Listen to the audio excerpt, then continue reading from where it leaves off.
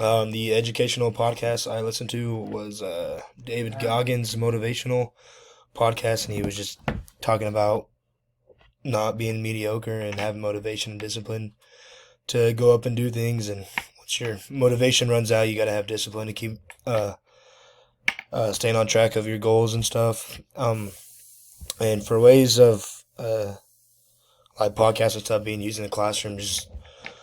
with podcasts can be a really good way to to use lectures. Whether like if say I recorded myself on a podcast and kind of make it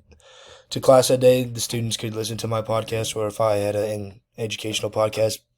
that students could listen to, that'd be a good way to lecture or write a reflection on, like we did for this assignment. And